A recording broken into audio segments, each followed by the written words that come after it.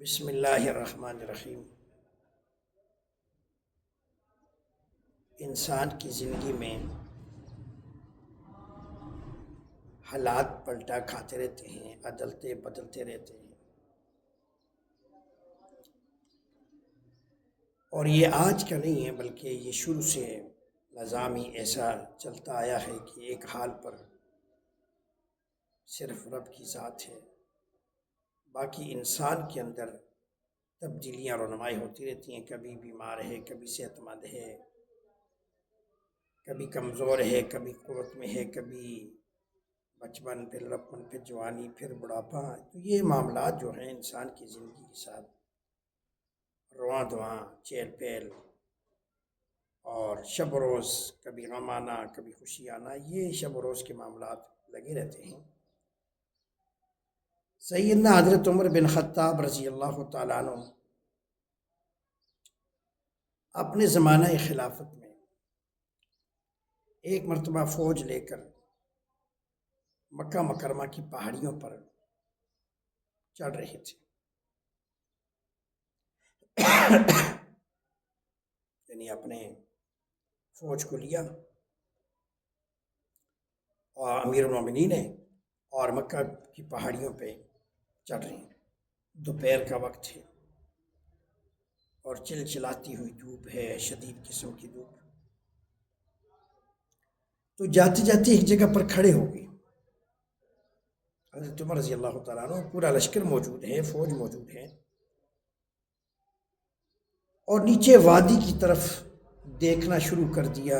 وادی کی طرف دیکھ رہے ہیں اور ساری فوج کھڑی ہے، پسینہ بہہ رہا ہے، پسینے سے شرابور ہے، اور کوئی سایہ بھی نہیں ہے کہ سائے کے نیچے کوئی پناہ لی جائے یا سائے کے نیچے کوئی تھوڑا سا بیٹھا جائے۔ تو حضرت عمر رضی اللہ تعالیٰ عنہ بس اوپر سے نیچے وادی کے اندر دیکھ رہے ہیں، اور ساتھی بھی پریشان ہیں کیونکہ گرمی بھی شدید قسم کی ہے۔ تو کسی نے کہا کہ امیر المومنین خیریت تو ہے، آپ کیا دیکھ رہے ہیں نیچے؟ آپ یہاں کھڑے ہیں۔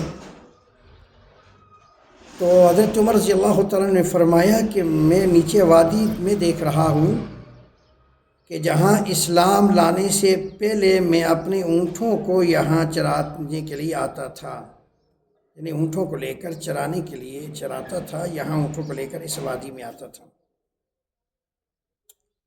اور مجھے اونٹ چرانے کا طریقہ نہیں آتا تھا تو بھوکے اونٹ واپس چلے جاتے تھے، خالی پیٹ اونٹ واپس جو ہے وہ گھر چلے جاتے تھے۔ تو میرا والد خطاب مجھے ڈانٹتا تھا اور کہتا تھا کہ عمر، تو کیا کامیابی کی زندگی گزار سکے گا، تو کیا کرے گا زندگی میں کہ تجھ سے اونٹ نہیں چرائے جاتے؟ تو میں اس وقت کو یاد کر رہا ہوں کہ جب اونٹ عمر جانوروں کو چرا نہیں سکتا تھا، اور آج اس وقت کو دیکھ رہا ہوں کہ جب اسلام اور قرآن کے صدقے اللہ نے عمر کو امیر المومنین بنا دیا۔ اس لیے ہم بھی اگر اس کو پڑھیں گے تو اس پر عمل کریں گے تو اللہ رب العزت ہمیں بھی عزتیں عطا فرمائے گا۔ جو بھی قرآن کے ساتھ، شریعت کے ساتھ، امت نبی علیہ الصلوۃ والسلام کی سنت کے ساتھ اور ان کے طریقوں کے ساتھ جڑ جائے گا، اللہ اس کو عزت عطا فرمائے گا، اللہ اس کو عزتوں سے نوازے گا۔ اس لیے فرماتے ہیں کہ بات کیا تھی کہ نہ کیسر و کسرا سے دبے، بات کیا تھی کہ نہ کیسر و کسرا سے دبے، چند وہ لوگ کے اونٹوں کے چرانے والے، وہ جن کو کافور پہ ہوتا تھا نمک کا دھوکہ، بن گئے دنیا کی تقدیر بدلنے والے۔ لگاتا تھا تو جب نعرہ تو خیبر توڑ دیتا تھا، لگاتا تھا تو جب نعرہ تو خیبر توڑ دیتا تھا، حکم دیتا تھا دریا کو تو رستہ چھوڑ دیتا تھا۔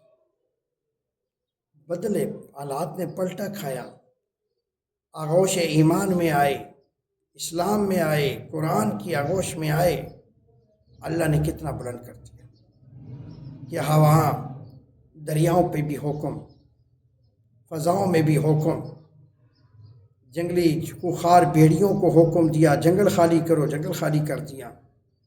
تو حضرت عمر فرماتے ہیں کہ میرے پہ وہ وقت گزرا ہے کہ باپ مجھے ڈانٹا کرتا تھا کہ تو اونٹ نہیں چلا سکتا، دنیا کیسے گزارے گا دنیا میں وقت۔